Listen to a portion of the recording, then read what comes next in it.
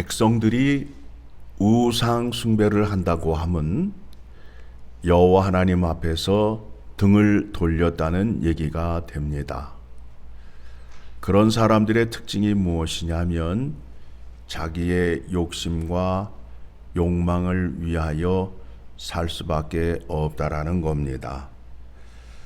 열왕기상 15장의 말씀을 보게 되면 이스라엘이 남과 북으로 나뉘게 되잖아요. 그들은 야곱의 12지파 사람입니다.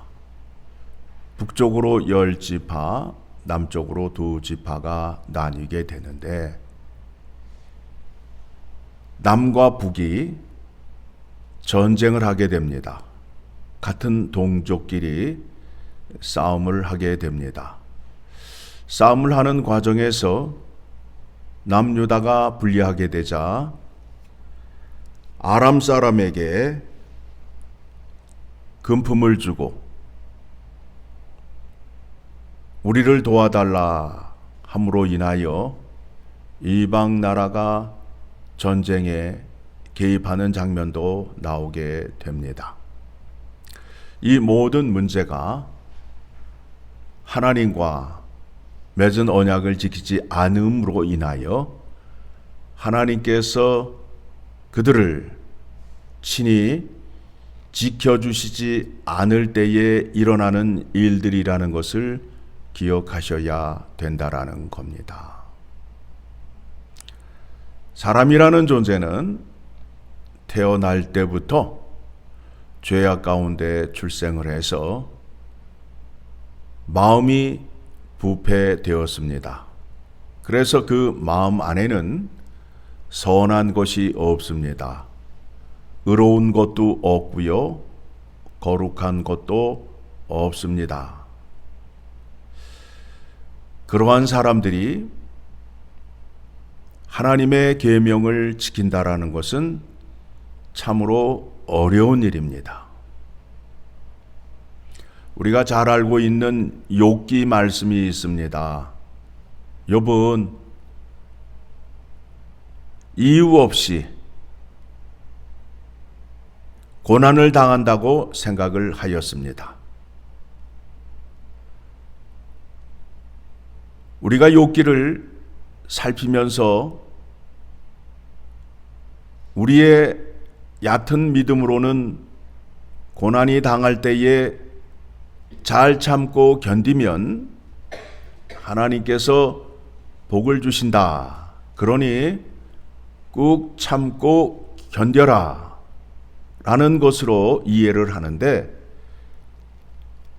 그러나 그 말씀 속에는 깊은 내용이 담겨 있음을 기억하셔야 됩니다. 마귀가 이리저리 돌아다니다가 하나님 앞에 와 서게 되지요. 그때에 하나님께서 동방 사람 욥을 보았느냐라고 자랑을 하십니다. 그러니까 마귀가 뭐라고 그래요? 하나님께서 그에게 재물을 많이 주심으로 인하여 그가 하나님을 순종합니다, 경외합니다 라고 말하니까 여호와 하나님께서 그래, 그러면 확인해 보자 하고 그의 재물을 다 치게 합니다. 그리하였는데도 욥이 하나님을 돌아서지 않아요. 하나님이 또 마귀에게, 사탄에게 자랑을 합니다. 봤지? 그러니까 사탄이 이번에는 뭐라고 말하느냐 하면 그의 생명을 건드리게 되면 하나님을 돌아설 것입니다 라고 말해요. 그래서 그의 사랑하는 자식 열을 죽이게 되잖아요. 그리고 욥은 온갖 피부병으로 인하여 고통 가운데 있게 되잖아요. 그래도 욥은 여호와 하나님을 저주하거나 돌아서지 않았다라는 겁니다. 그때에 욥의 친구들이 등장을 합니다. 그 친구들이 자기가 갖고 있는 성경 지식으로 훈계를 합니다. 너는 분명히 죄를 지었을 거야. 너는 하나님을 잘못 믿고 있어. 내 경험에 의하면 이때는 이렇게 하는 거야. 라고 그의 세 친구들이 그에게 훈계를 합니다. 빌닷, 소밧, 엘리후가 등장을 하게 됩니다. 욥이 친구들의 말을 들으면서 하는 말이 무엇이냐면 네가 하는 말을 나도 다 알고 있다. 네가 하는 말이 나에게 도움이 되지 않는다. 라고 말을 합니다. 그러면서 욥이 하나님을 만나기를 원합니다. 하나님을 만나기를 원합니다. 자기가 그렇게 고통을 당하고 있는데도 하나님은 여전히 의로우시고 하나님은 여전히 진실하심을 알게 됩니다. 그래서 깨닫는 것이 무엇이냐면 내가 하나님을 만나기 위해서는 내 죄를 깨끗하게 사하여야 되는데 내가 스스로 그 죄를 사할 수 없음을 알게 됩니다. 그래서 욥의 입에서 이와 같은 고백을 하게 됩니다. 자, 욥기 19장을 가게 되면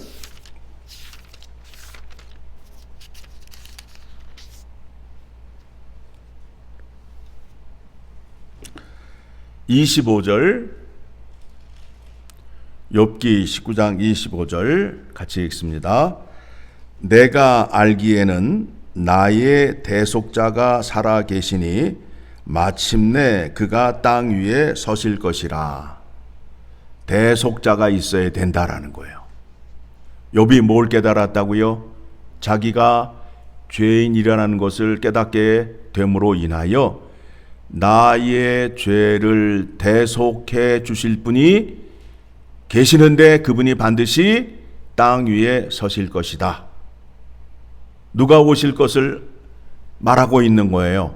예수 그리스도가 이 땅에 오실 것을 말씀하고 있습니다. 그러니까 사람이 거룩해지고 의롭게 되기 위해서는 나의 죄를 사해 주어야 의로운 자가 될 수 있는데 그 일을 위하여 누가 오셨다고요? 예수 그리스도가 오셨습니다. 자, 로마서로 갑니다. 로마서 3장